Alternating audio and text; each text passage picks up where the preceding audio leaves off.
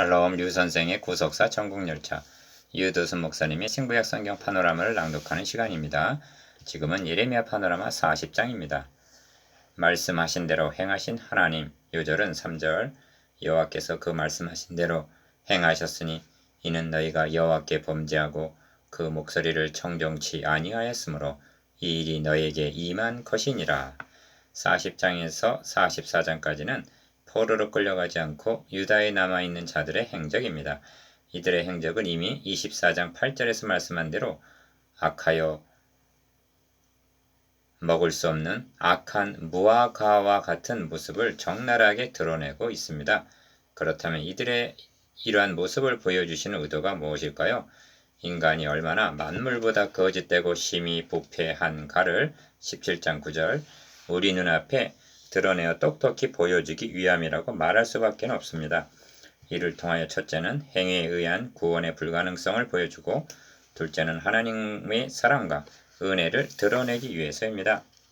40장은 예루살렘이 함락당한 후의 이야기입니다. 바벨론 왕은 그다랴를 총독으로 세워서 남아있는 자들을 관할하게 하였습니다. 예레미야 선지자도 바벨론으로 내려가지 않고 본토에 남아있게 되었고 폐주했던 군대 장관들과 난을 피하여 사방으로 흩어졌던 백성들도 속속 돌아오는 내용입니다. 그러나 이것은 거짓 평온일 뿐이었습니다. 그렇다면 멸망당한 유다에 아직도 깨어지지 아니한 무엇이 남아있단 말인가? 이를 두 단어로 나누어 상고하겠습니다. 첫째 단어는 1절에서 6절 백성 중에 거하는 예레미야, 둘째 단어는 7절에서 16절 총독으로 세움받은 그다랴.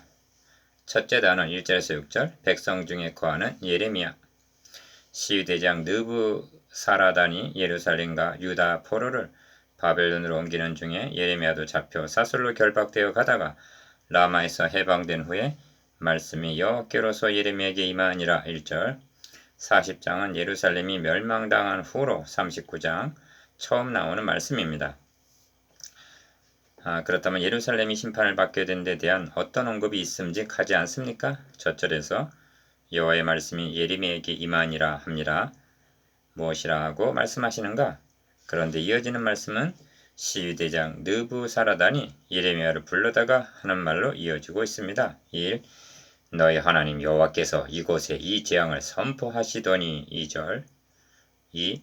여호와께서 그 말씀하신 대로 행하셨으니 3절 상반절 3. 이는 너희가 여호와께 범죄하고 그 목소리를 청종치 아니하였으므로 이 일이 너희에게 임한 것이니라 합니다. 3절 하반절 이는 비록 이방인의 입을 통하여 듣게 되는 말이지만 그 내용으로 볼 때 그를 통하여 하시는 여호와의 말씀으로 받아야만 하는 것입니다. 멸망의 원인을 기억 여호와께 범죄하고 니은 그 목소리를 청종치 아니하였으므로 라고 정의합니다. 청종치 아니하였으므로는 예레미야서 전체로 보더라도 중심적인 경계이기도 합니다. 4. 청종치 아니함은 그들만이 아니라 우리 열조가 어렸을 때로부터 오늘까지 우리 하나님 여호와께 범죄하여 우리 하나님 여호와의 목소리를 청종치 아니하였음이니라 하고 3장 25절 조상 대대로 청종치 아니하였음을 말씀합니다. 참고 7장 25절 5. 그들을 가리켜 너희는 너희 하나님 여호와의 목소리를 청종치 아니하며 교훈을 받지 아니하는 국민이라고 말씀합니다. 7장 28절 6. 너가 어려서부터 내 목소리를 청종치 아니함이 너의 습관이라 하십니다. 22장 21절 7. 그런즉 너희는 길과 행위를 고치고 너희 하나님 여호와의 목소리를 청종하라. 그러면 여호와께서 너에게 선고하신 재앙에 대하여 뜻을 돌이키시리라 하고 권면하셨습니다. 26장 13절 8. 예레미야 선지자는 시드기야 왕에게 원하옵나니 내가 왕에게 구한 바 여호와의 목소리를 청종하소서 그리하면 왕이 복을 받아 생명을 보존하시리이다 하고 호소했습니다. 38장 20절 그럼에도 불구하고 끝끝내 청종하지 않다가 심판을 당하고 만 것입니다.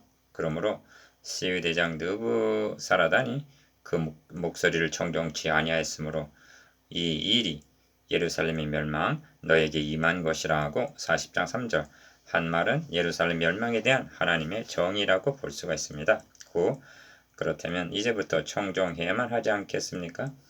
그러나 유다에 남은 자들은 예루살렘의 멸망당하는 심판을 받고도 여전히 청종하지 않는 것을 보게 될 것입니다. 그러므로 청종은 40장에서 44장까지를 해석하는 열쇠가 되는 키워드입니다. 10. 예레미야 선지자가 바벨론으로 내려가면 내가 너를 선대하리라는 4절 느부사라단의 제의를 거절하고 그다리아에게로 나아가서 그 땅에 남아있는 백성 중에서 그와 함께 거하니라는 6절 말씀은 마치 모세가 하나님의 백성과 함께 고난받기를 잠시 죄악의 낙을 누리는 것보다 더 좋아한 11장 25절, 히브리서 11장 25절 그런 결단으로 여겨집니다. 그는 그 땅에 남아있는 백성들을 버리고 자신의 안위를 위해서 바벨론으로 내려갈 수가 없었을 것입니다. 둘째 단은 7절에서 16절 총독으로 세움받은 그다랴 들에 있는 군대 장관들과 그들의 사람이 바벨론 왕이 아히감의 아들 그다랴를 이 땅 총독으로 세우고 남녀와 유아와 바벨론으로 옮기지 아니한 빈민을 그에게 위임하였다 함을 듣고 7절 1. 바벨론 왕은 그다랴를 총독으로 임명했습니다. 그다랴는 사반의 손자 아히감의 아들입니다. 5절 조부 사반은 요시야 왕의 종교개혁 때 공헌한 서기관이요 열왕기하 22장 8절 부친 아히감은 예레미야 선지자를 죽음의 위기에서 보호한 충신입니다. 26장 24절 2. 패전한 군대 장관들이 그다랴에게 모여왔는데 그 중에 이스마엘과 요하난이 있었습니다. 8절 이들을 주목하시기를 바랍니다. 암몬에서 돌아온 이스마엘은 그다랴에게 총독이 된 것을 시기하여 그를 암살하려는 음모를 품고 14절 원자입니다. 왜냐하면 왕족인 열왕기하 25장 25절 자신이 그다랴보다 총독감이라고 생각한 교만 때문입니다. 3. 모압, 암몬, 에돔과 모든 북방에 있는 피난 갔던 유다인도 쫓겨났던 각지에서 돌아와 11절 12절 그다랴에게 모여들었습니다. 4. 그다랴에게 이르러 포도주와 여름 실과를 심히 많이 모으니라는 12절 하반절 묘사는 엄청난 충격에서 벗어나 평온을 되찾기 시작했다는 말입니다. 5. 요하나는 이스마엘의 암살 음모를 총독 그다랴에게 고하였으나 선하기만 한 그다랴는 너의 이스마엘에 대한 말이 진정이 아니니라 하고 16절 묵살해버립니다. 다음 장에서 새로운 재난에 직면하게 되는 것을 보게 됩니다. 이는 한마디로 징벌을 당한 후에도 여전히 그 목소리를 청종치 아니하였으므로 3절 임하게 된 재앙인 것입니다.